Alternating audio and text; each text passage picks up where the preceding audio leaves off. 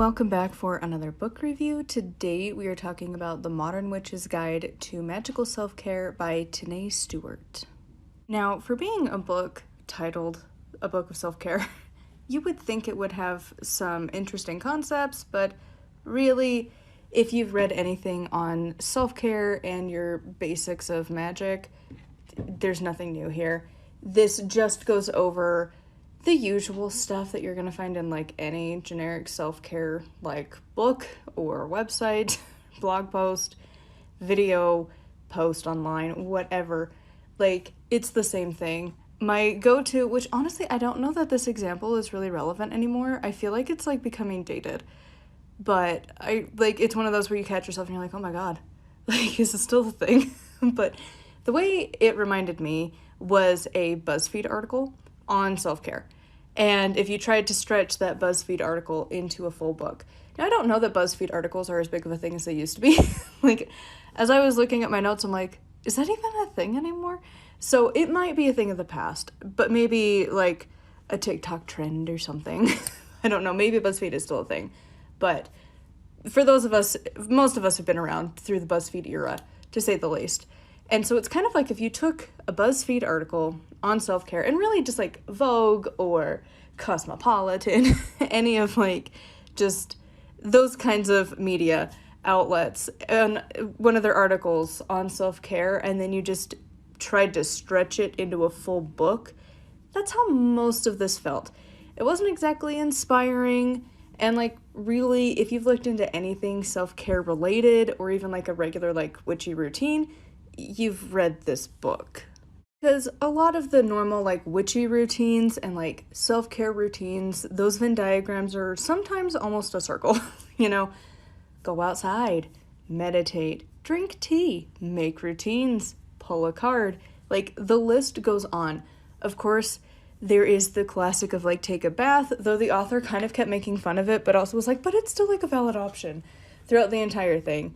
Really, for the most part, this was kind of boring to read. Like, it just felt like the author was trying to make this last for way more pages than it needed to. Like, this is a fairly decent sized book, and it really could have been one of the smaller ones. If it was the size of a Pagan Portals book, it might be a little better, because at least it wouldn't feel so rambly. Honestly, it really just felt like they were trying to stretch to hit a word count and make this book bigger than it needed to be, and it didn't really add anything. Again, it's very basic concepts. Now, all that to say, you would think this is a pretty terrible book, right? But no. There is one part of this book that instantly raised my view of this, and it just makes me think the author needs to hone in on where they thrive as an author. Because again, the self-care part of this, it's not it doesn't stand out at all. It's very generic information. The writing is not that great for it. However, when we get to the astrology section, which is not a huge part of this book, by the way, it is fascinating. Like, there was parts of it that I didn't know was like a thing, first of all. And I don't know if I'm going to pronounce this right, but there's a part in your natal chart that is your Ceres, something? Yep, butchering words. But it's like a generational thing, and like you have to, or like throughout the year or something, it changes something. You basically like check like the year you were born, and then it changes like, I think once or twice or something a year-ish. You just kind of look up, like, I think I looked on like Cafe Astrology or something like that, and they have like this page, and you just scroll down to where your birthday is, and it's like within a range of dates. I think it was like, I want to say like April to September or October or something like that. And you find, for mine, and then you find out like what it is, and it says what sign it is, and then you look it up. This book had information on that I didn't even, first of all, know that was a thing. And like, the accuracy of this book was intense. Like, I remember reading through this, and it was like, it talks about like where, like, you need to, like, okay, for the astrology part of this, you need to have your natal chart written down. And this is a topic that is like really mulling in the brain of my own, that I feel like I would love to have the pagan community at large discuss. Because like, I don't know where I stand on it. and how other people feel about it.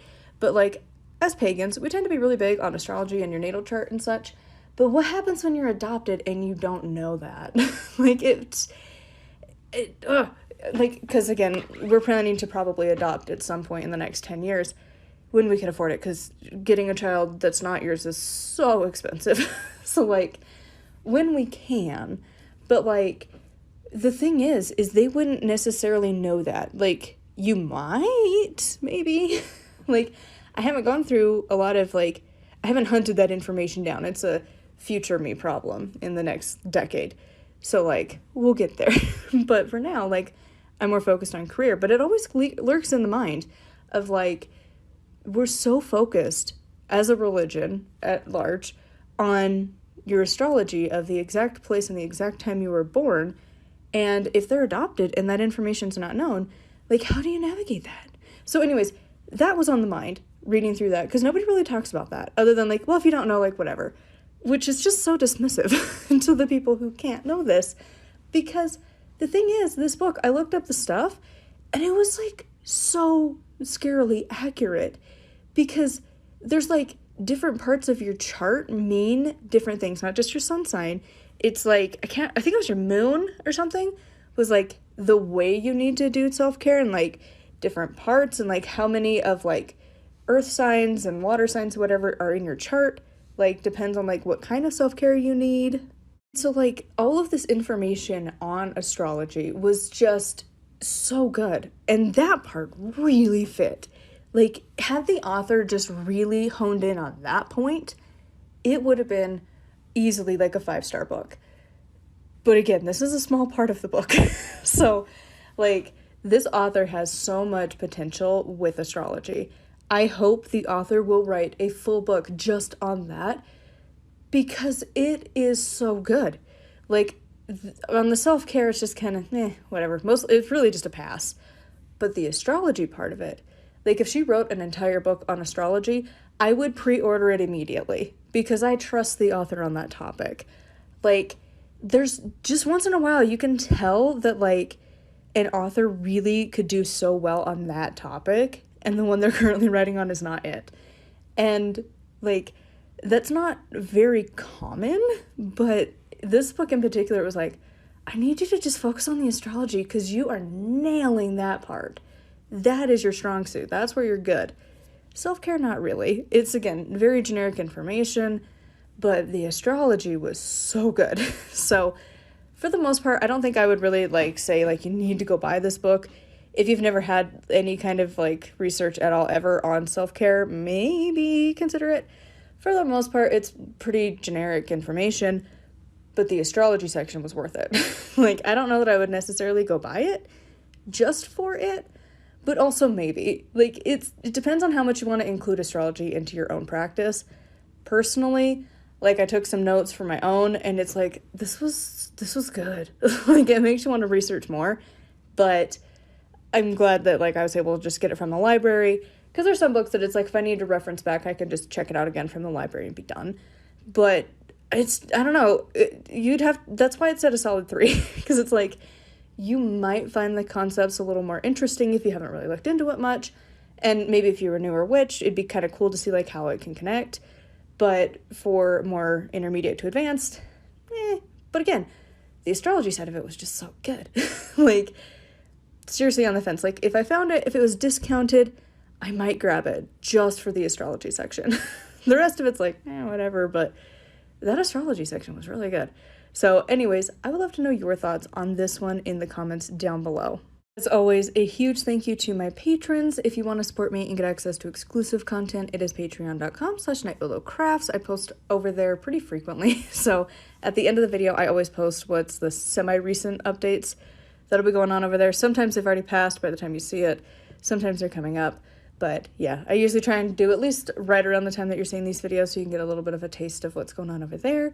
And of course, a huge thank you for everyone who is subscribed, who likes and comments and interacts. It's always fun to hear from y'all. And until next time, thank you so much for watching, and blessed be.